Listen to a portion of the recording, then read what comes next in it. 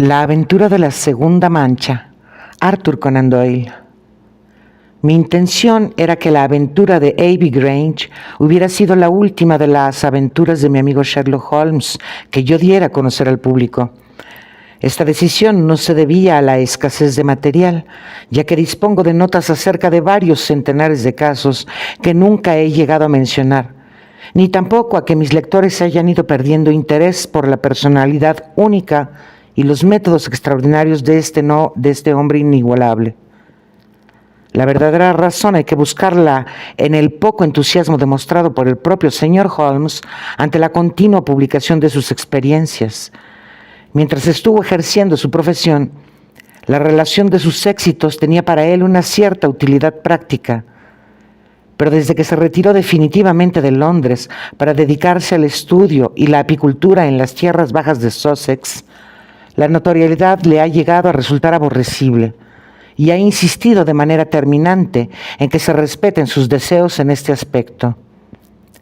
Solo cuando le recordé que yo había prometido que la aventura de la segunda mancha se publicaría cuando llegase el momento adecuado, y le hice notar la conveniencia de que esta larga serie de episodios culminara en el más importante caso internacional que jamás se le encomendó, conseguí obtener su autorización para exponer al público una versión del asunto que hasta ahora se ha mantenido celosamente oculta. Si en algún momento del relato parece que soy algo inconcreto en ciertos detalles, el lector sabrá comprender que existe una excelente razón para mi reticencia. Sucedió, pues, que un martes de otoño por la mañana, en un año y una década que quedarán sin precisar, recibimos en nuestros humildes aposentos de Baker Street a dos visitantes famosos en toda Europa. Uno de ellos, austero, solemne, dominante y con ojos de águila, era nada menos que el ilustre Lord Bellinger, 2 veces primer ministro de Gran Bretaña.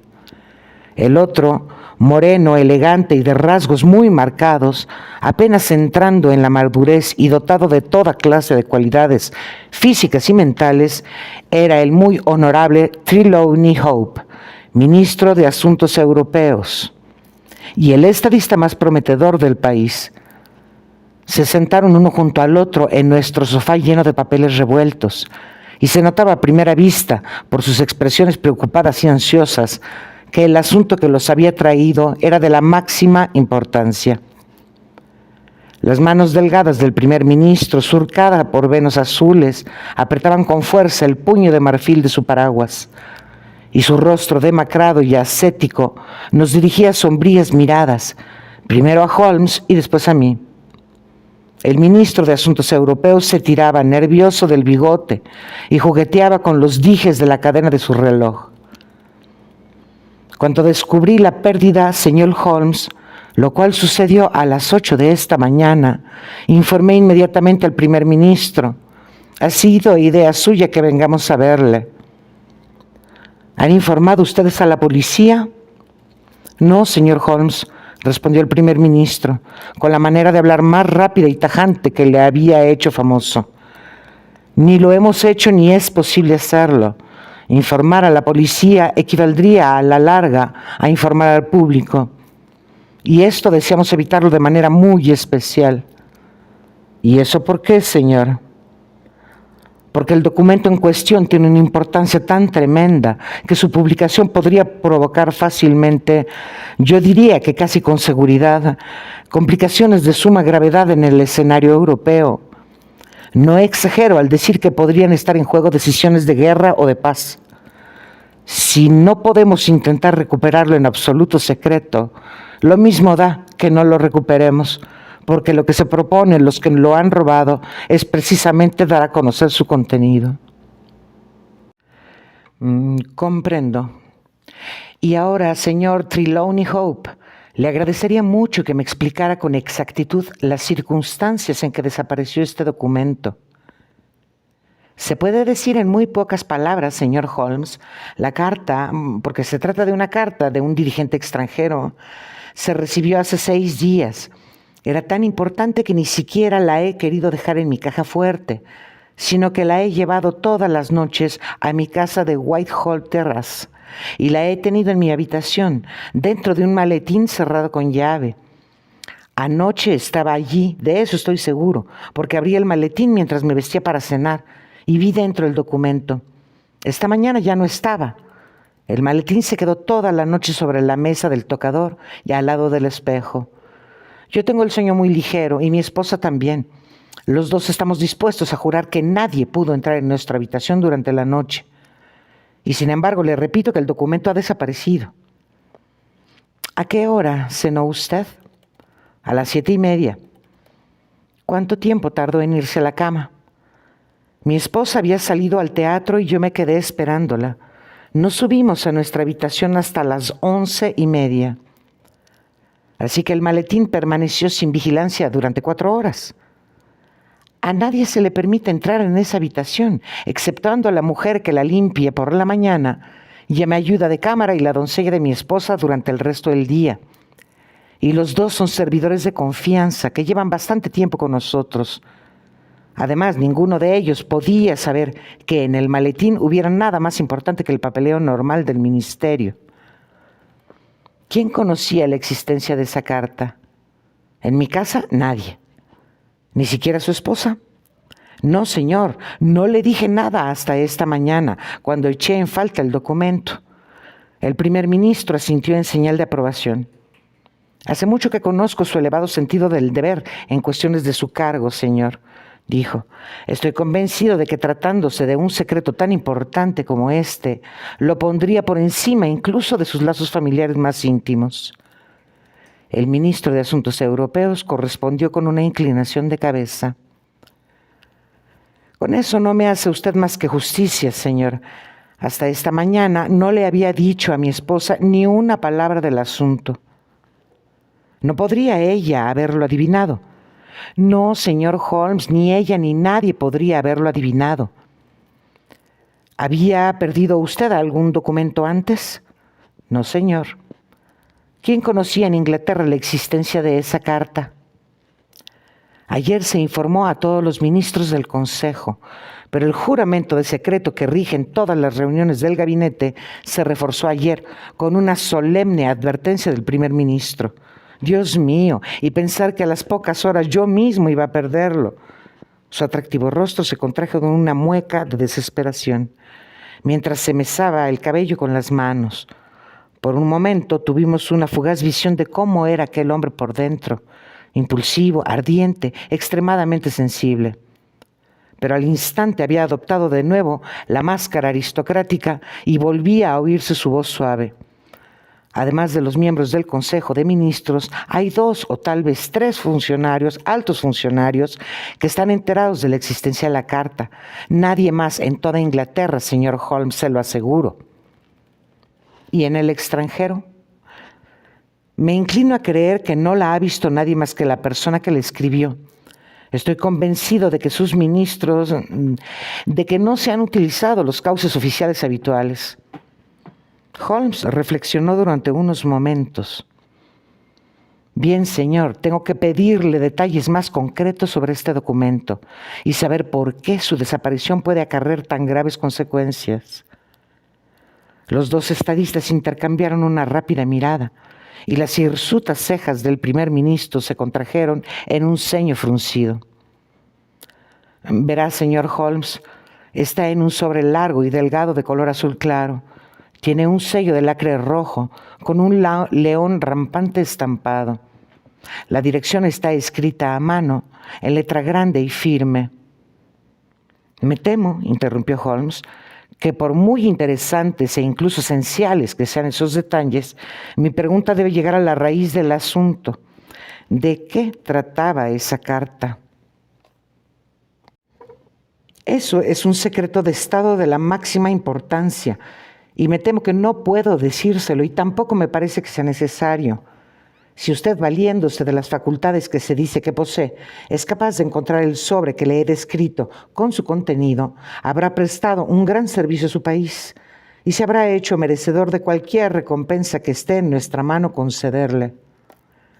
Sherlock Holmes se puso en pie sonriente. Son ustedes 2 de los hombres más ocupados del país, dijo, Y yo mismo, en mi modestia, también tengo trabajo, mucho trabajo por hacer. Lamento muchísimo no poder ayudarles en este asunto y prolongar esta entrevista sería una pérdida de tiempo. El primer ministro se puso en pie de un salto, con aquel mismo brillo rápido y feroz en sus ojos hundidos que acobardaban a los consejos de ministros. No estoy acostumbrado, empezó a decir, pero logró dominar su cólera y se sentó de nuevo. Durante 1 minuto o más, todos permanecimos en silencio. Por fin el anciano estadista se encogió de hombros. Tendremos que aceptar sus condiciones, señor Holmes. No cabe duda de que tiene usted razón y no podemos esperar que se ponga en acción a menos que le otorguemos nuestra plena confianza. Estoy de acuerdo con usted, señor, dijo el estadista más joven. En tal caso se lo contaré, confiando por completo en su honor y en el de su compañero, el doctor Watson. También podría apelar a su patriotismo, ya que no se me ocurre una desgracia peor para nuestro país que la que podría producirse si saliera a la luz este asunto. ¿Puede usted confiar en nosotros? Pues bien, la carta es de cierto dirigente extranjero, molesto por algunos sucesos coloniales en los que ha intervenido recientemente nuestro país. La ha escrito en un arrebato y bajo su propia responsabilidad. Por lo que hemos podido averiguar, sus ministros no saben nada del asunto. Lo malo es que está redactada de un modo tan poco afortunado y algunas frases son tan provocativas que si se publicaran darían lugar sin duda a un estado de opinión muy peligroso. Se produciría en el país una ebullición de tal calibre que me atrevería a decir que a la semana de publicarse la carta, este país se vería envuelto en una terrible guerra. Holmes escribió un nombre en una hoja de papel y se la pasó al primer ministro.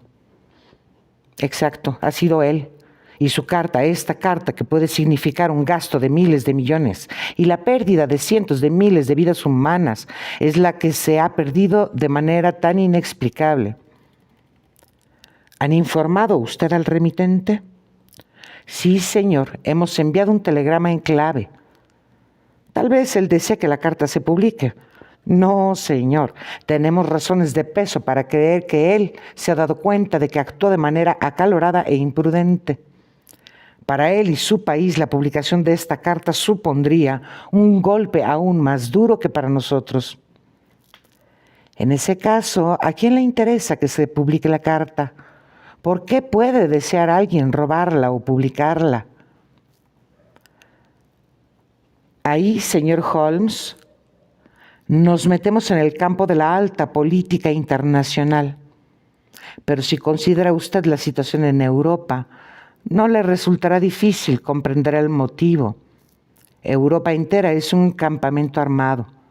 Existen 2 alianzas con una potencia militar bastante equilibrada. Gran Bretaña se encuentra en condiciones de inclinar la balanza. Si se viera arrastrada a la guerra contra una de las 2 confederaciones, esto aseguraría la supremacía de la otra, tanto si ésta entra en guerra como si no. ¿Me sigue usted? Con toda claridad. Así pues, a los enemigos de este gobernante les interesaría apoderarse de la carta y publicarla con el fin de crear un enfrentamiento entre su país y el nuestro. Eso es. ¿Y a quién se le enviaría este documento en caso de caer en manos enemigas? A cualquiera de las grandes cancillerías de Europa. Probablemente en estos instantes ya va camino de una de ellas, a toda la velocidad a la que pueda llevarla un vehículo de vapor. El señor Trelawney Hope dejó caer la cabeza sobre el pecho y suspiró en voz alta. El primer ministro apoyó una mano consoladora en su hombro. Ha tenido usted mala suerte, querido amigo. Nadie le culpa de nada. No ha omitido usted ninguna precaución. Y ahora, señor Holmes, ya dispone usted de todos los datos. ¿Qué medidas recomienda? Holmes movió la cabeza con expresión triste. ¿Está usted convencido, señor, de que si no se recupera ese documento habrá guerra? Lo considero muy probable. Entonces, señor, prepárese para la guerra. Esas son palabras muy duras, señor Holmes. Consideré los hechos, señor. Es completamente imposible que lo robaran después de las 11:30 de la noche, ya que, según he creído entender, el señor Hope y su esposa permanecieron en su habitación desde esa hora hasta que se descubrió el robo. Así pues, lo tuvieron que robar ayer, entre las 7:30 y las 11:30, probablemente más cerca de la primera hora, ya que es obvio que quien se lo llevó sabía que estaba allí, y lo más natural es que procurara apoderarse de él lo antes posible. Ahora bien, dada la hora en que se robó y la importancia del documento, ¿dónde puede estar ahora? Nadie tiene motivo alguno para retenerlo. Es preciso hacerlo llegar rápidamente a manos de quienes lo necesitan. ¿Qué posibilidades tenemos a estas alturas de alcanzarlos? Ni siquiera de seguirles la pista, ni la más mínima. El primer ministro se levantó del sofá. Lo que dice es completamente lógico, señor Holmes. A mí también me parece que el asunto está fuera de nuestras posibilidades. Supongamos solo a manera de hipótesis que lo hubiera robado la doncella o el ayuda de cámara. Los dos son sirvientes antiguos y de confianza. Me pareció entender que su habitación se encuentra en la segunda planta, que no se puede entrar desde afuera de la casa y que nadie habría podido llegar desde dentro sin que le vieran. En tal caso, la carta tiene que haberla robado a alguien de la casa. ¿A quién se la pudo entregar el ladrón? A cualquiera de los varios espías internacionales y agentes secretos con cuyos nombres estoy relativamente familiarizado. Hay 3 de ellos que podrían considerarse como las estrellas de su profesión.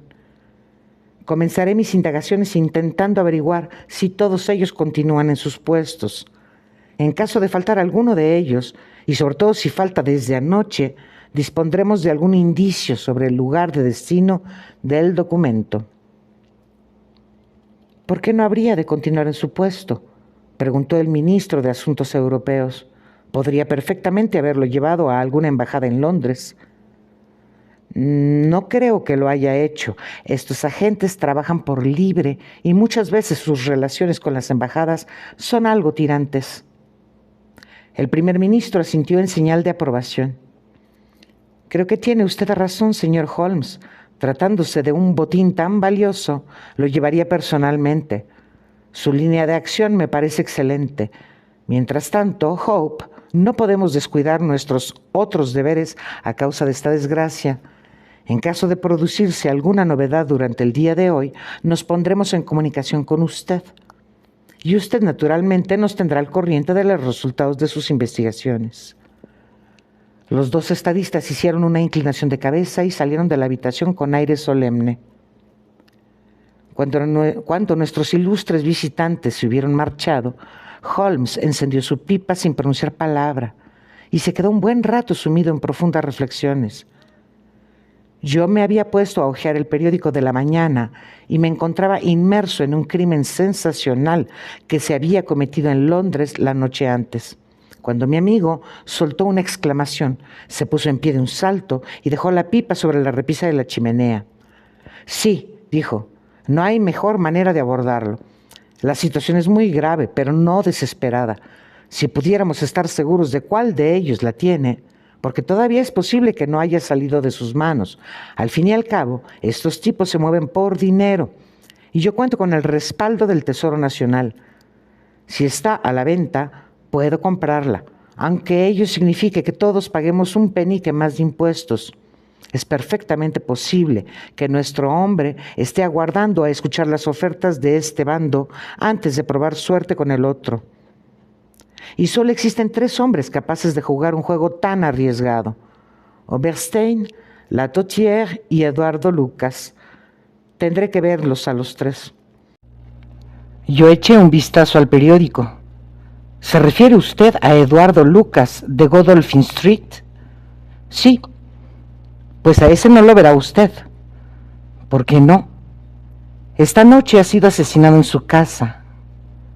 Eran tantas las veces que mi amigo me había asombrado en el transcurso de sus aventuras que sentí verdadera satisfacción al darme cuenta de que esta vez era yo quien le había dejado completamente atónito. Me miró como alucinado y me arrebató el periódico de las manos. Esto era lo que estaba leyendo cuando él se levantó de su asiento. Asesinato en Westminster. La pasada noche se cometió un crimen en circunstancias misteriosas en el número 16 de Godolphin Street, una vetusta y solitaria calle de edificios del siglo XVIII, situada entre el río y la abadía, casi a la sombra de la gran torre del Parlamento. La pequeña pero señorial mansión llevaba varios años habitada por el señor Eduardo Lucas, muy conocido en los círculos sociales por su atractiva personalidad y por tener merecida fama de ser uno de los mejores tenores aficionados del país.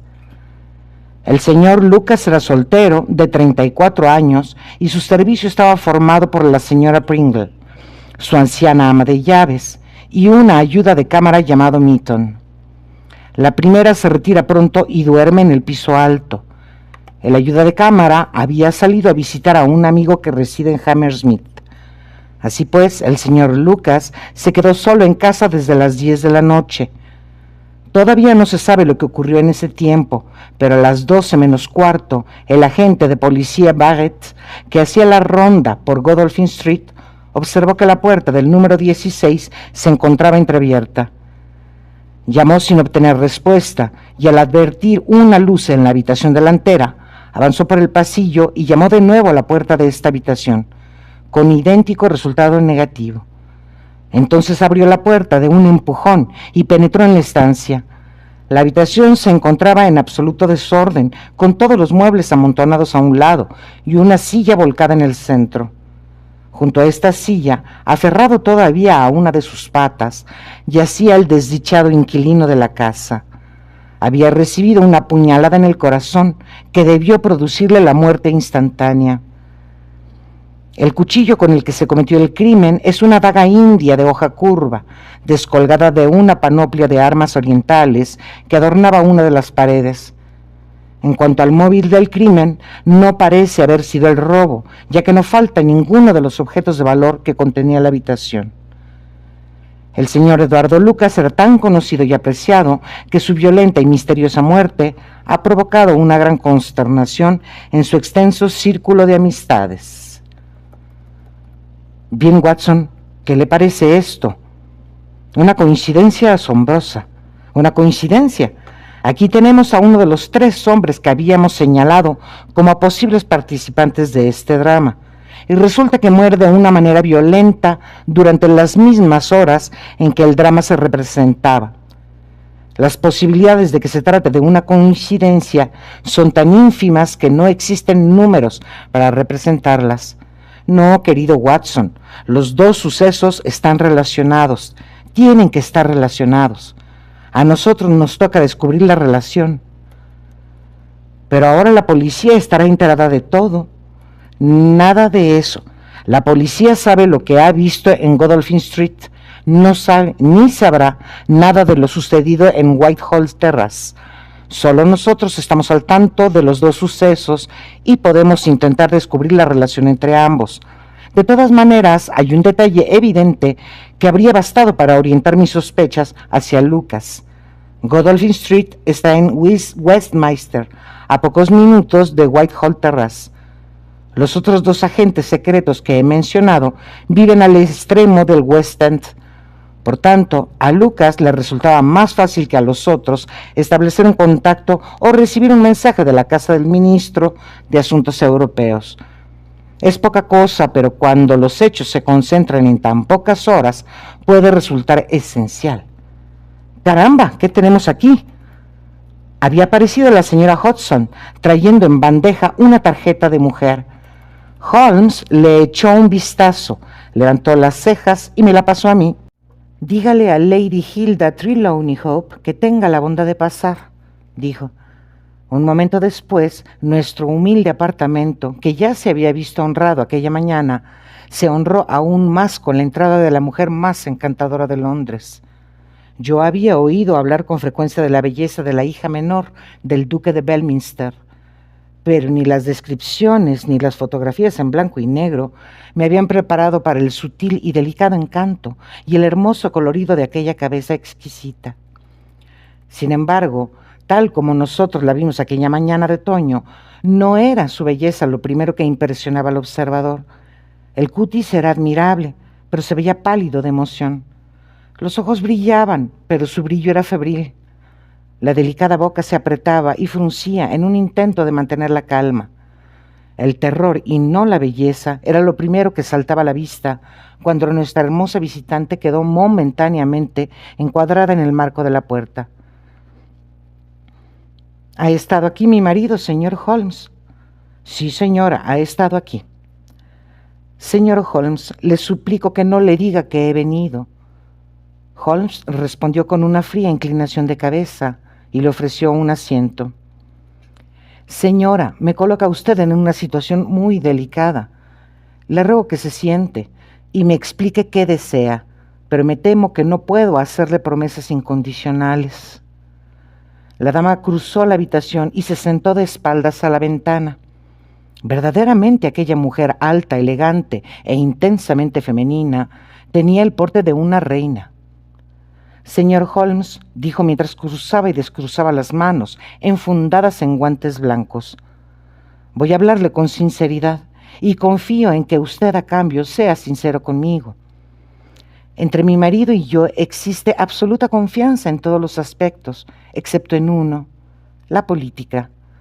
Para este tema, sus labios están sellados, no me cuenta nada.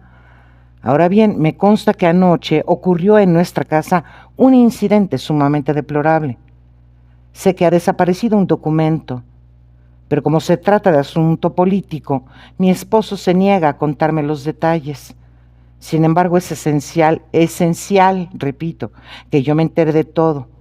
Usted es la única persona, aparte de esos políticos, que conoce los hechos. Le ruego, pues, señor Holmes, que me informe con exactitud de lo sucedido y sus posibles consecuencias. Cuéntemelo todo, señor Holmes. No se calle por consideración a los intereses de su cliente, porque le aseguro que, aunque él no se dé cuenta, lo más conveniente para sus intereses sería confiar plenamente en mí. ¿Qué papel es ese que han robado? Señora, lo que me pide es completamente imposible. Ella dejó escapar un gemido y se cubrió el rostro con las manos. Tiene que comprenderlo, señora. Si su marido considera que debe mantenerla al margen de este asunto, ¿cómo voy a contarle lo que él ha decidido ocultar, habiendo conocido los hechos bajo promesa de secreto profesional? No está bien que me lo pida. Tendría que preguntárselo a él. Ya se lo he preguntado. He acudido a usted como último recurso. Pero aunque no me diga nada concreto, señor Holmes, puede usted hacerme un gran servicio si me aclara un único detalle. ¿Cuál, señora? ¿Puede este incidente perjudicar la carrera política de mi marido? Bueno, señora, desde luego, a menos que se resuelva favorablemente, puede tener efectos muy lamentables. Ah, exclamó ella respirando hondo, como quien acaba de ver resueltas sus dudas. Una pregunta más, señor Holmes.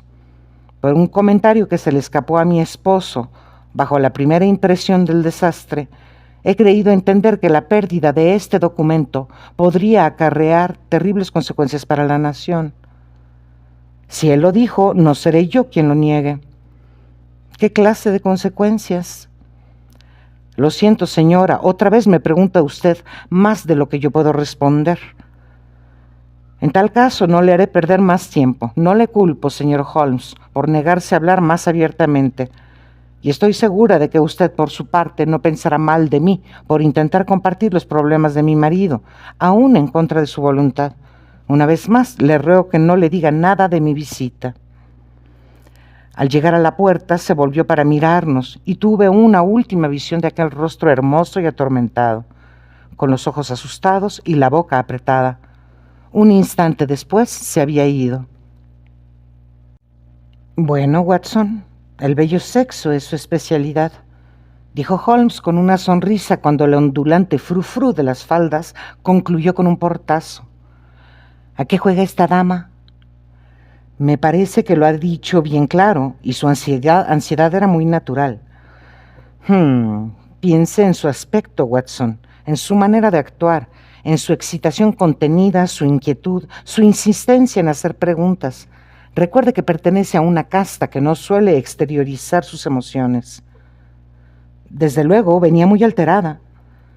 Recuerde también el curioso convencimiento con que nos aseguró que sería mejor para su marido que ella lo supiera todo. ¿Qué quería decir con eso? Y se habrá fijado usted, Watson, en cómo se situó para tener la luz a la espalda. No quería que leyésemos su cara. Sí, se sentó en la única silla de la habitación. Sin embargo, los motivos de las mujeres son tan inescrutables. ¿Se acuerda de aquella mujer de Margat, de la que yo sospeché por la misma razón? Y lo que sucedía era que no se había empolvado la nariz. ¿Cómo puedes conseguir algo sobre bases tan movedizas? Sus actos más triviales pueden significar una inmensidad, y sus comportamientos más extraordinarios pueden depender de una horquilla o un rizador de pelo. Buenos días, Watson. ¿Va usted a salir? Sí, pienso pasar la mañana en Godolphin Street, en compañía de nuestros amigos de la policía. La solución de nuestro problema depende de Eduardo Lucas, aunque confieso que aún no tengo ni idea de la forma que pueda adoptar. Es un error garrafal teorizar antes de conocer los hechos. Quédese en guardia, Watson, por si llegan nuevas visitas. Si me es posible, vendré a comer con usted. Durante todo aquel día, el siguiente y el otro, Holmes se mantuvo de un humor que sus amigos llamarían taciturno y los demás malhumorado. Entraba y salía sin dejar de fumar, tocaba fragmentos de violín, se sumía en ensoñaciones, devoraba a bocadillos a horas intempestivas y apenas respondía a las preguntas que yo le hacía de cuando en cuando. Era evidente que su investigación no marchaba por buen camino. No decía ni palabra sobre el caso, y tuve que enterarme por los periódicos de los detalles de la indagación y de la detención y posterior puesta en libertad de John Mitton, el ayuda de cámara de la víctima.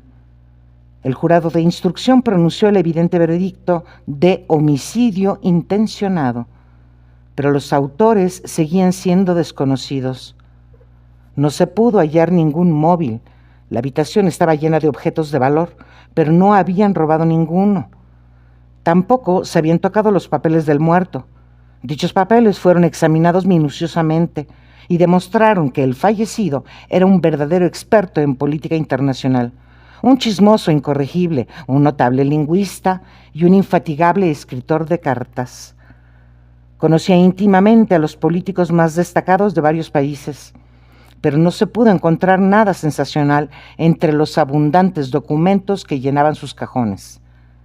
En cuanto a sus relaciones con mujeres, parecían haber sido numerosas pero superficiales.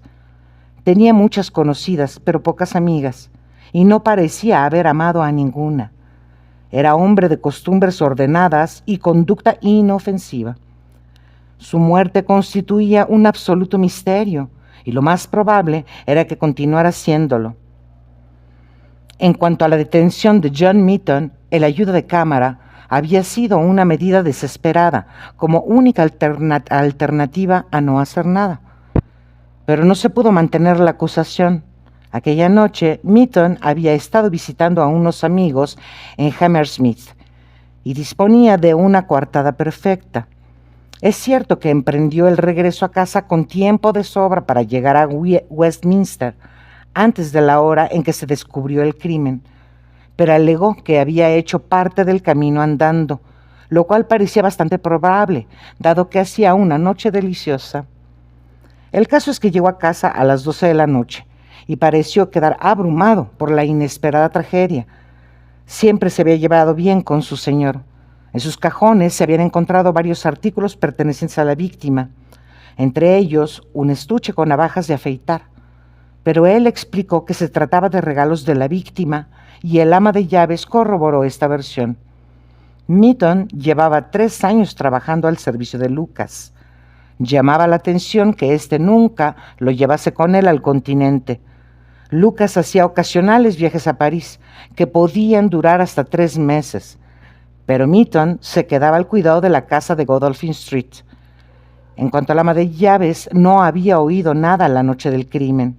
Si su señor había recibido alguna visita, tuvo que abrirle la puerta él mismo.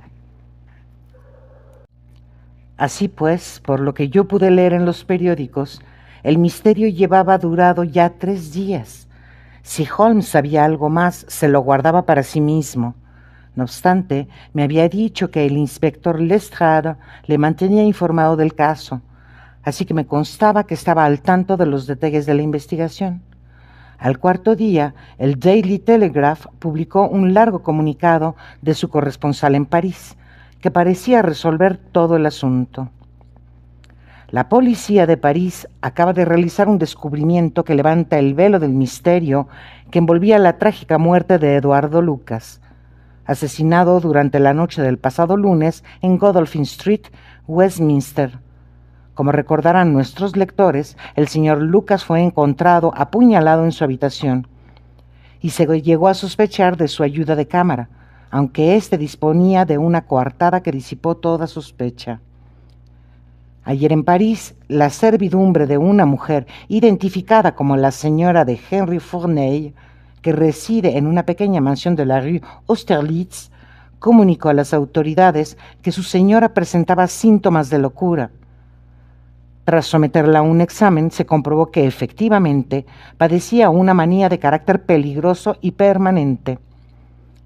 La policía ha podido averiguar que la señora de Henry Fournel había llegado de Londres el martes y existen indicios que la relacionan con el crimen de Westminster. La comparación de fotografías ha demostrado de manera concluyente que los señores Henry Fournel y Eduardo Lucas eran una misma persona y que por alguna razón el fallecido llevaba una doble vida entre Londres y París. La señora Fournel, que es de origen criollo, tiene un carácter muy excitable y en ocasiones ha sufrido ataques de celos de tipo histérico. Se sospecha que durante uno de estos ataques cometió el crimen que tanta sensación ha causado en Londres. No se han reconstruido aún sus movimientos durante la noche del lunes, pero se sabe con certeza que una mujer que responde a su descripción causó un gran revuelo el martes por la mañana en la estación de Charing Cross, con su aspecto enloquecido y sus gestos violentos. Así pues, parece probable que cometiera el crimen en un ataque de locura, o que perdiera el juicio a consecuencia de su acción. Por el momento, la infeliz mujer se ha mostrado incapaz de hacer una declaración coherente, y los médicos no abrigan esperanzas de que recupere la razón. Se ha sabido que la noche del lunes se vio a una mujer que bien podría haber sido Madame Fournel, vigilando durante varias horas la casa de Godolphin Street. ¿Qué le parece esto, Holmes?, pregunté después de haberle leído el artículo en voz alta mientras él terminaba el desayuno. Querido Watson, respondió levantándose de la mesa y dando zancadas por la habitación. Ya sé lo mucho que está usted sufriendo, pero si no le he contado nada en estos 3 días es porque no hay nada que contar. Y tampoco este informe de París nos sirve de mucha ayuda, pues parece que aclara de manera concluyente la muerte de ese hombre. La muerte de ese hombre no es más que un mero incidente, un episodio trivial en comparación con nuestra auténtica tarea, que consiste en seguir la pista de ese documento y salvar a Europa de la catástrofe. En estos 3 días solo ha ocurrido una cosa importante, y es que no ha ocurrido nada. Recibo informes del gobierno casi cada hora, y en ninguna parte de Europa se ha advertido señal alguna de agitación. En cambio, si esta carta estuviera circulando, no puede estar circulando, pero en ese caso, ¿dónde está? ¿Quién la tiene? ¿Por qué la mantiene oculta? Esa pregunta me golpea el cerebro como un martillo. ¿Ha sido una coincidencia que Lucas muriera asesinado la misma noche en que desapareció la carta? ¿Llegó la carta a sus manos? ¿Acaso se la llevó esa esposa loca que resulta que tenía? Y si se la llevó ella, ¿estará en su casa de París? ¿Cómo podría yo registrarla sin despertar las sospechas de la policía francesa? Este es un caso, querido Watson, en el que la ley nos resulta tan peligrosa como los propios criminales. Estamos solos contra todos, pero lo que está en juego es tremendo. Si lograra resolverlo de manera satisfactoria, No cabe duda de que este caso representaría el broche de oro a mi carrera. Ah, aquí llega el último parte de guerra. Echó un vistazo a la nota que acababan de entregarle. Vaya, parece que Lestrade ha descubierto algo interesante. Póngase el sombrero, Watson, que vamos a dar un paseíto hasta Westminster. Era mi primera visita al escenario del crimen. Una casa alta y estrecha, algo deslucida, cursi, correcta y sólida, como el siglo que la vio nacer. El rostro de Bulldog de Lestrade nos miraba desde la ventana delantera. Un corpulento policía de uniforme nos abrió la puerta y el inspector nos salió a recibir efusivamente. Nos hizo pasar a la habitación en la que se había cometido el crimen, pero ya no quedaba ninguna huella del mismo, con excepción de una fea mancha de forma irregular sobre la alfombra. Dicha alfombra era una pieza india, pequeña y cuadrada, situada en el centro de la habitación y rodeada por amplios márgenes de precioso entarimado antiguo, formado por bloques cuadrados de madera muy pulimentados. Sobre la chimenea colgaba una magnífica panoplia llena de armas, una de las cuales era la que se había utilizado aquella trágica noche.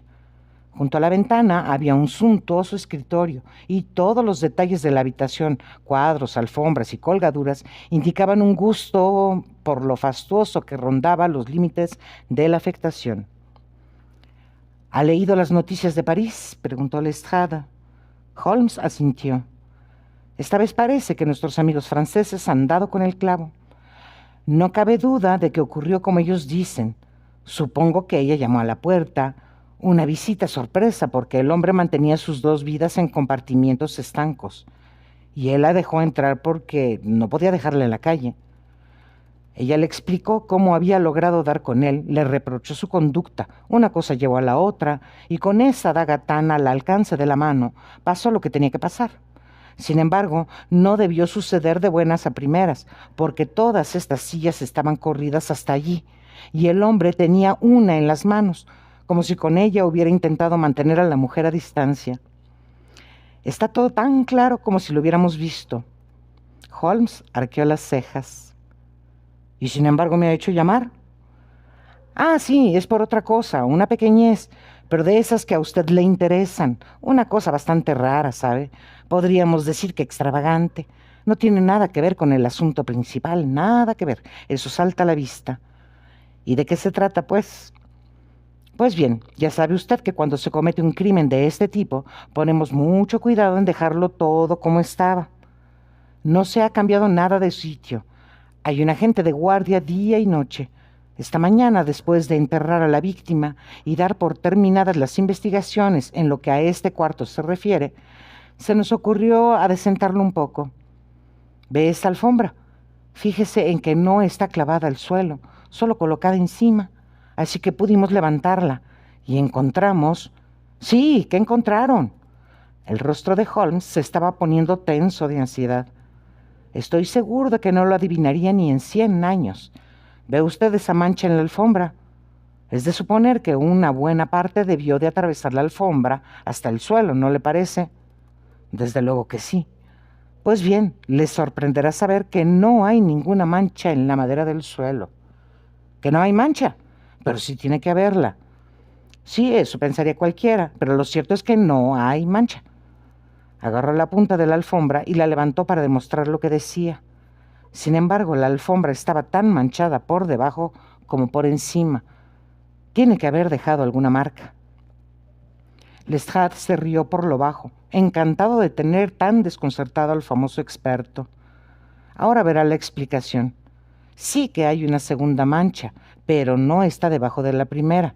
Véalo usted mismo. Y diciendo esto, levantó otra parte de la alfombra y efectivamente ahí había una gran mancha escarlata sobre la madera blanca del antiguo entarimado. ¿Qué le parece esto, señor Holmes? Bueno, es muy sencillo. Las dos manchas coincidían, pero alguien ha girado la alfombra. Era fácil hacerlo, siendo cuadrada y no estando sujeta al suelo. Hombre, señor Holmes, no hace falta que usted nos diga que alguien ha girado la alfombra.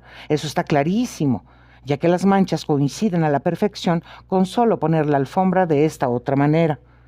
Lo que yo querría saber es quién giró la alfombra y por qué. El rostro rígido de Holmes indicaba que mi amigo estaba vibrando de excitación interna. Vamos a ver, Lestrade, dijo. ¿Ese policía del pasillo ha estado de guardia en la casa todo el tiempo? Pues sí. Bien, siga mi consejo, interróguelo a fondo. No lo haga delante de nosotros. Llévelo a la habitación de atrás y nosotros nos quedaremos esperando aquí. Pregúntele cómo se ha atrevido a dejar que entrase aquí gente y se quedara sola en esta habitación. No le pregunte si ha dejado entrar a alguien, délo por hecho. Dígale que usted sabe que aquí ha estado alguien, apriétele. Dígale que la única oportunidad que tiene de obtener el perdón es haciendo una confesión completa. Haga exactamente lo que le digo. Por San Jorge, que si sabe algo, yo se lo sacaré, exclamó. Lestrade salió disparado hacia el vestíbulo. A los pocos segundos oímos su voz autoritaria, procedente de la habitación de atrás. «Ahora, Watson, ahora», gritó Holmes con ansia frenética. Toda la fuerza demoníaca de aquel hombre, disimulada bajo su máscara de indiferencia, estalló en un paroxismo de energía. Apartó de un tirón la alfombra india y un instante después estaba a cuatro patas, hurgando con las uñas las tablillas del suelo. Una de ellas se movió hacia un lado al introducir Holmes las uñas en la juntura y giró hacia atrás como la tapa de una caja, descubriendo una pequeña y negra cavidad bajo el suelo. Holmes introdujo su ansiosa mano en el hueco y volvió a sacarla con un gruñido de disgusto y decepción. Estaba vacío. «Deprisa, Watson, deprisa. Hay que volver a colocar». Volvió a tapar el hueco y apenas habíamos tenido tiempo de colocar en su sitio la alfombra cuando oímos la voz de Lestrade en el pasillo. Al entrar encontró a Holmes lánguidamente apoyado en la repisa de la chimenea, con expresión resignada y paciente, como si le costara trabajo disimular sus irreprimibles bostezos. «Lamento haberle hecho esperar, señor Holmes. Ya veo que se está muriendo de aburrimiento con este asunto». «Bien, pues sí que ha confesado. Acérquese, Macpherson. Quiero que estos caballeros se enteren de su inexcusable conducta». El enorme policía, sonrojadísimo y muy arrepentido, entró como arrastrándose en la habitación. «Lo hice sin mala intención, señor, se lo aseguro. La señorita me llamó anoche a la puerta, se había equivocado de casa, ¿sabe usted? Y nos pusimos a hablar. Se siente uno muy solo cuando tiene que estar de guardia todo el día». «Bien, ¿y qué sucedió luego?» «Quería ver el lugar donde se había cometido el crimen. Dijo que había leído la noticia en los periódicos. Era una señorita muy respetable y muy bien hablada, señor, y no vi nada de malo en dejarla que echara un vistazo. Cuando vio la mancha en la alfombra, cayó desmayada al suelo y se quedó como muerta. Corrí a la parte de atrás y traje un poco de agua, pero no conseguí hacerla volver en sí. Entonces fui al Ivy Plant, el bar de la esquina, para pedir un poco de brandy, pero cuando regresé a la casa la joven había vuelto en sí y se había marchado. Supongo que se sintió avergonzada y no se atrevió a encararse conmigo». «¿Y qué me dice de lo de mover esta alfombra?» «Verá, señor, desde luego estaba un poco arrugada cuando yo volví. Como ella se cayó encima y la alfombra está sobre un suelo pulido, sin nada que la sujete, así que la estiré un poquito». «Esto le enseñará que no puede usted engañarme, agente Macpherson», dijo Lestrade, muy digno. «Seguro que pensaba que nunca se descubriría que había faltado usted a su deber. Pero ya ve que me ha bastado una simple mirada a esta alfombra para saber sin ningún género de dudas que en esta habitación había entrado alguien. Tiene usted suerte, joven, de que no falte nada, pues de lo contrario las iba a pasar negras. Lamento haberlo hecho venir por una tontería como esta, señor Holmes, pero pensé que podría interesarle el hecho de que la segunda mancha no coincidiera con la primera».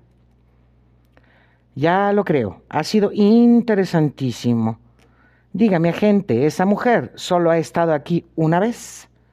«Sí, señor, solo una vez». «¿Quién era?» «No sé cómo se llama, señor. Venía por el anuncio en el que pedían una mecanógrafa y se equivocó de número. Era una señorita muy agradable y educada, señor». «¿Alta? ¿Guapa?» Sí, señor, era una joven muy crecidita, y supongo que se podría decir que era guapa. Quizás hubiera quien dijera que era muy guapa». Oh, agente, por favor, déjeme echar un vistazo, me dijo. Era muy simpática y, ¿cómo le diría?, persuasiva. Y no me pareció que hubiera nada de malo en dejarle asomar la cabeza por la puerta. ¿Cómo iba vestida?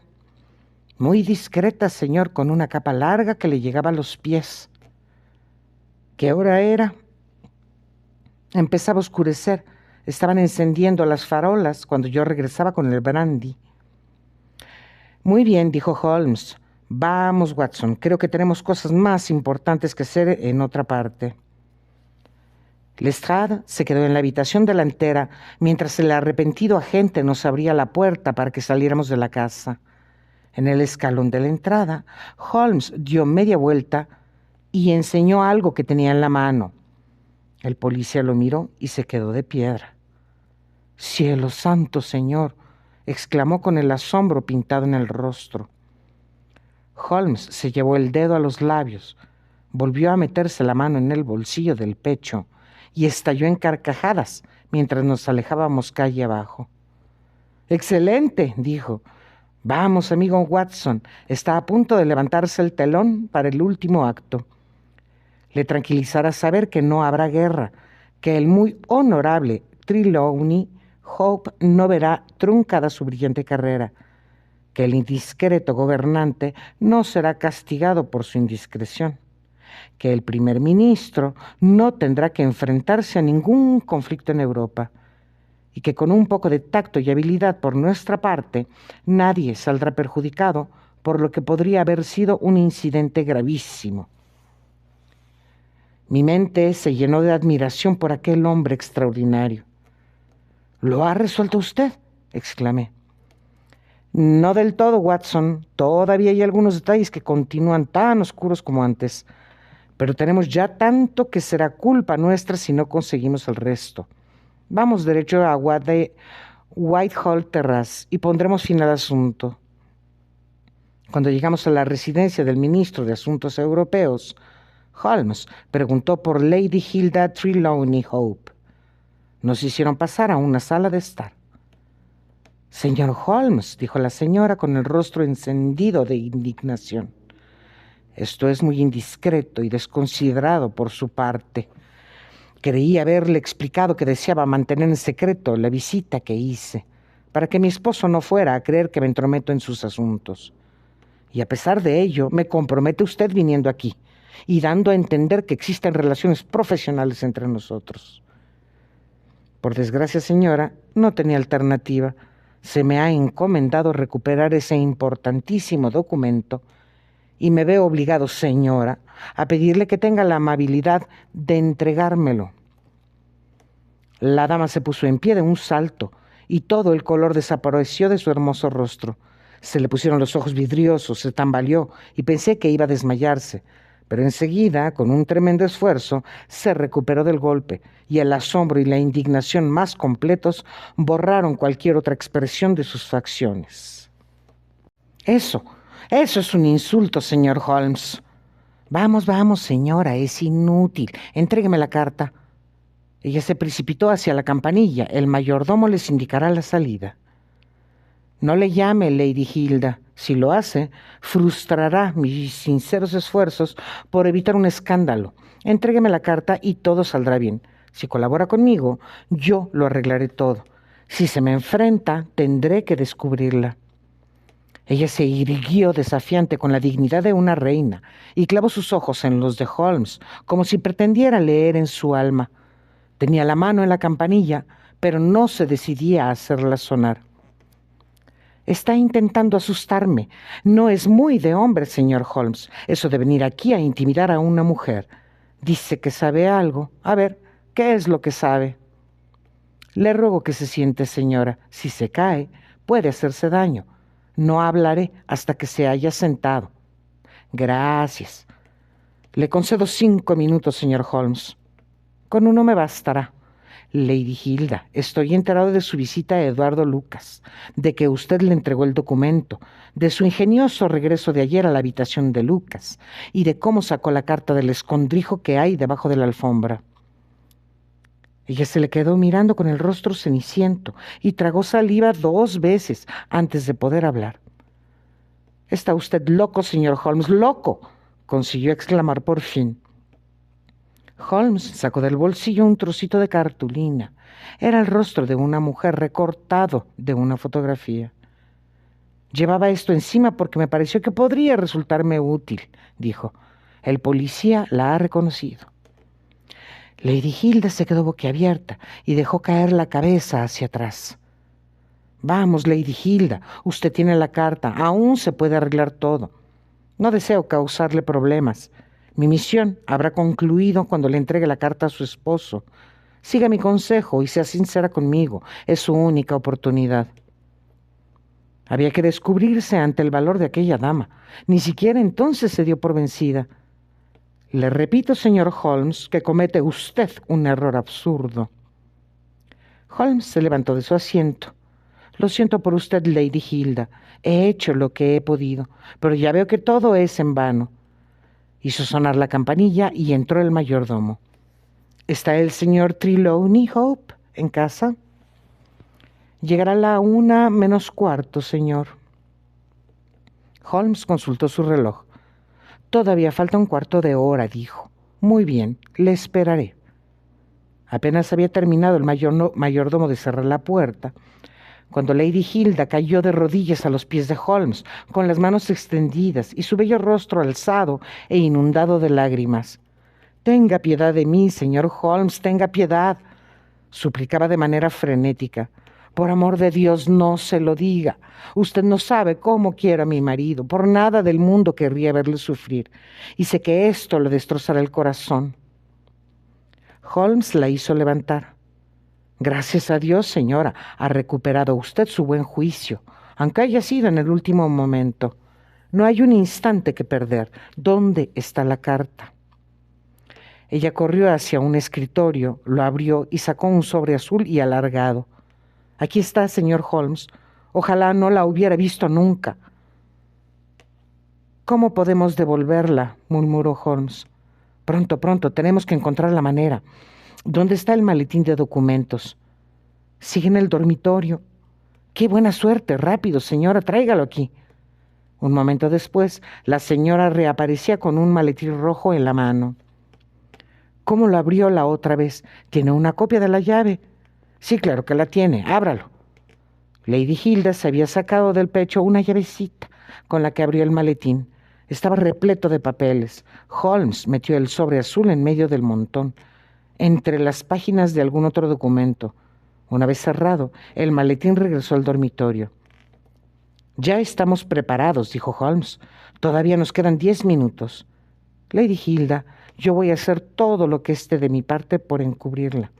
A cambio, usted puede emplear estos minutos en explicarme con sinceridad qué significa todo este terrible embrollo». «Se lo contaré todo, señor Holmes», gimió ella. «Ay, señor Holmes, yo me cortaría la mano derecha antes que darle un disgusto a mi marido. No hay en todo Londres una mujer que ame a su esposo como yo amo al mío. Y sin embargo, si él supiera lo que he hecho, lo que me he visto obligada a hacer, no me lo perdonaría nunca. Tiene un sentido del honor tan alto que no es capaz de olvidar ni perdonar un acto deshonroso de otra persona. Ayúdeme, señor Holmes. Está en juego mi felicidad, su felicidad, nuestras mismas vidas». «Dese prisa, señora, que se acaba el tiempo». «Todo se debió a una carta mía, señor Holmes. Una carta imprudente que escribí antes de casarme. Una carta tonta, la carta de una chiquilla impulsiva y enamorada. Yo la escribí de manera inocente, pero a mi marido le habría parecido monstruosa. Si la hubiera leído, habría perdido para siempre la confianza en mí. Hace años que le escribí y creía que el asunto estaba olvidado, pero entonces apareció este hombre, Lucas, y me dijo que la carta había caído en sus manos y que se la iba a enseñar a mi marido. Le supliqué que no lo hiciera y él me dijo que me devolvería mi carta si yo le proporcionaba cierto documento que, según él, había en el portafolios de mi marido. Tenía algún espía en el ministerio que le había informado de su existencia. Me aseguró que mi marido no sufriría ningún perjuicio. Póngase en mi lugar, señor Holmes. ¿Qué podía yo hacer? ¿Contárselo todo a su marido? No podía, señor Holmes, no podía. Por un lado, la catástrofe me parecía segura. Por el otro, y aunque me resultara terrible robarle papeles a mi marido, se trataba de un asunto de política y sus consecuencias se me escapaban. Mientras que en un asunto de amor y confianza, las consecuencias me parecían muy claras. Lo hice, señor Holmes. Saqué un molde de su llave y ese hombre, Lucas, me hizo una copia. Abrí el maletín, saqué el documento y lo llevé a Godolphin Street. ¿Y qué sucedió allí, señora? Llamé a la puerta como habíamos convenido. Lucas abrió. Lo seguí hasta su habitación, dejando entreabierta la puerta del vestíbulo, porque me daba miedo quedarme a solas con aquel hombre. Recuerdo que al entrar me fijé en una mujer que había en la calle. Nuestro negocio quedó concluido en un instante. Él tenía mi carta sobre el escritorio, yo le entregué el documento, él me dio la carta. Y en aquel momento oímos un ruido en la puerta y pasos en el pasillo. Lucas levantó a toda prisa la alfombra, metió el documento en alguna especie de escondrijo que tenía allí y lo tapó de nuevo. Lo que sucedió a continuación es como una espantosa pesadilla. Conservo la visión de una cara morena y desencajada y el sonido de una voz de mujer que gritaba en francés.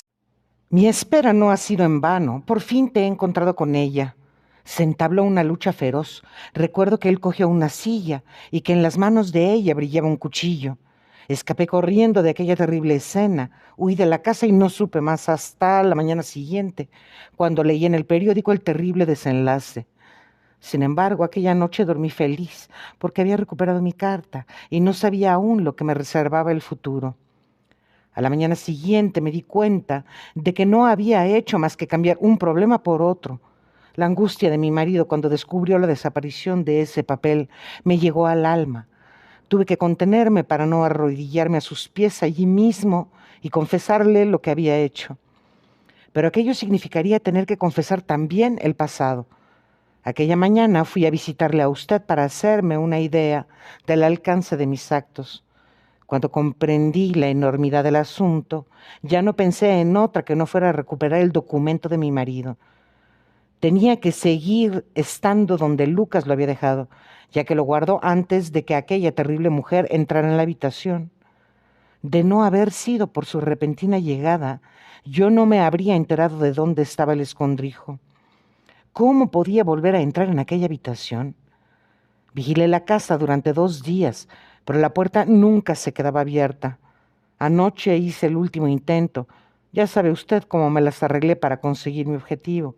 Me traje el documento a casa y había pensado destruirlo, pero no se me ocurría ninguna manera de devolverlo sin tener que confesárselo todo a mi marido. Cielos, oigo sus pasos en la escalera. El ministro de Asuntos Europeos irrumpió muy nervioso en la habitación. ¿Alguna noticia, señor Holmes? ¿Alguna noticia?, preguntó. Tengo algunas esperanzas. Ah, gracias a Dios, se le iluminó el rostro. El primer ministro ha venido a comer conmigo. ¿Podemos hacerle partícipe de sus esperanzas? A pesar de que tiene nervios de acero, me consta que apenas ha dormido desde que ocurrió este terrible suceso. Jacobs quiere pedirle al primer ministro que suba. Lo siento, querida, me temo que se trata de un asunto político. Nos reuniremos contigo en el comedor dentro de unos minutos. El primer ministro parecía tranquilo, pero por el brillo de sus ojos y el temblor de sus huesudas manos, se notaba que estaba tan nervioso como su joven colega.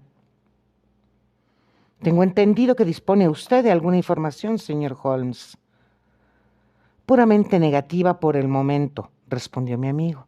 He investigado en todos los lugares donde podría encontrarse el documento y estoy seguro de que no hay peligro de que caiga en malas manos. Pero eso no es suficiente, señor Holmes. No podemos seguir viviendo permanentemente sobre semejante volcán.